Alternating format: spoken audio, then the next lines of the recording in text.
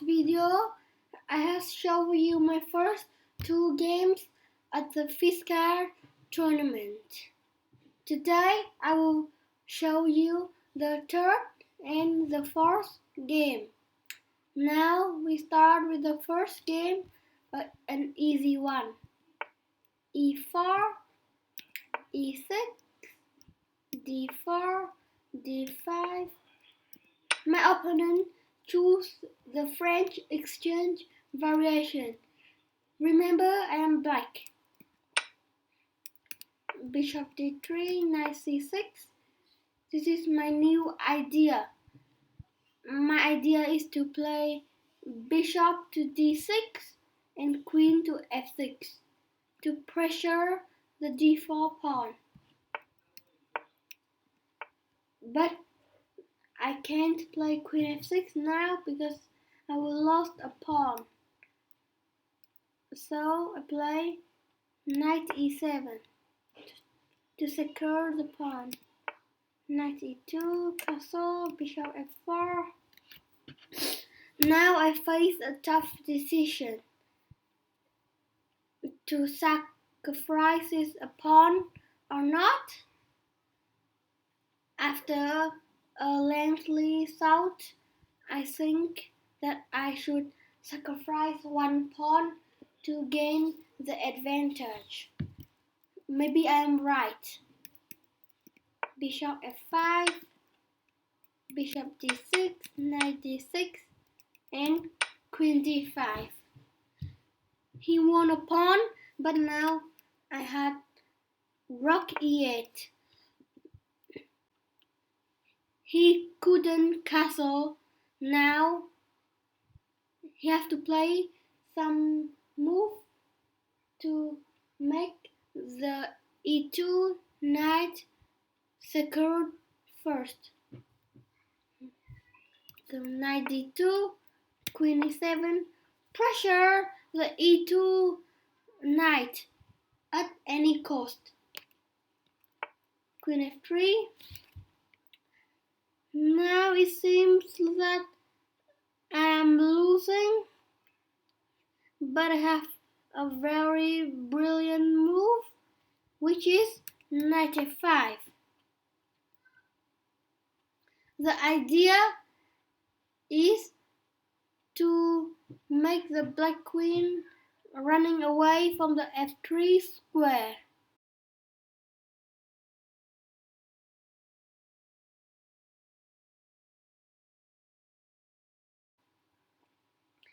Can you tell me if I can play in this position? What would I play?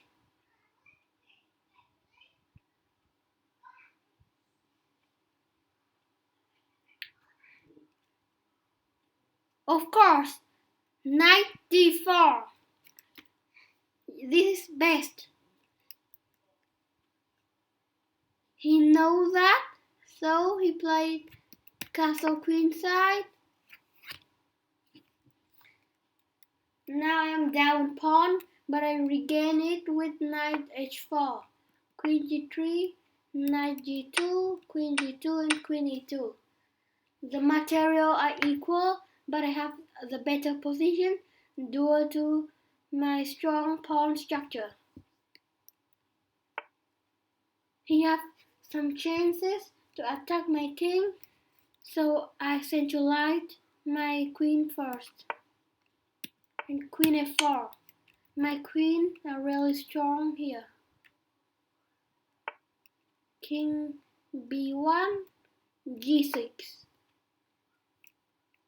Checkmate is not available for him. Queen H3, King G7, D5, Knight D5. In this position, he blundered with Rook D4, and I just catch the knight. He resigned.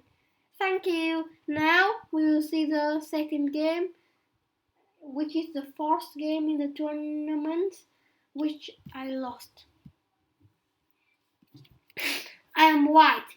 Play with a really strong Ukrainian chess player.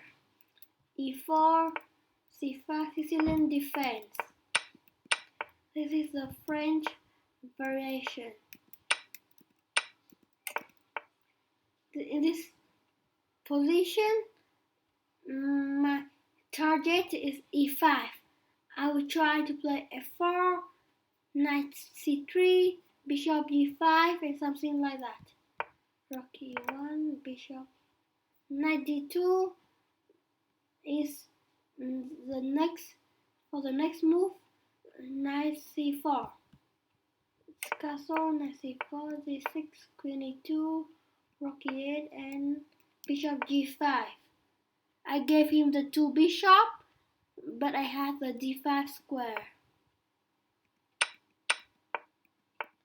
I take control of the D5 square. Now I aim at the C6 pawn. This is the sacrifices. I trade bishop and knight for rook and 1 pawn. C takes D5, Bishop E8, Rook E8, C D5. This position is equal. After exchange rook, this is still equal. Just some waiting move. But here I take the advantage with the strong F4. F5, take, and Rook C6. Now as you see, the G6 pawn is gone. F4, King D2, Bishop D7, King E7, and Knight D6. Oops, I blunder. Anyway, I have to take on A7. In this position, his E and F pawn were very dangerous. And just take and go to G8 to catch the H5 pawn. And Rook B8. I am completely winning in this position. Rook B6 and A6. I am maybe just winning. But somehow I play this blunder. Rook F6. He has some chance now. With Knight D5 is again equal. Because his threat was Knight B4 and Knight C2, Rook F7 and Rook B7 to protect the B pawn. He played E2. Now he wants to play Knight E2. He played Rook B8, King D7, Rook B7, King D6, and Rook G7. Here I want to catch the G4 pawn and then push the A6 pawn. Knight B4, Rook G4, H4. I push A7. Now I am near to winning. It seems like that, but that wasn't correct. F3. Suddenly my opponent was winning. G take F3, G take F3, Knight King F2, and Knight D3. Now my opponent was winning because he promoted first. Oh, a deadly fork. After 4 rounds, I have 3 points. That is not quite good, but not so bad. Thank you. In the next video, I will show you more games in this tournament. If you think the content is good, please subscribe and like my channel.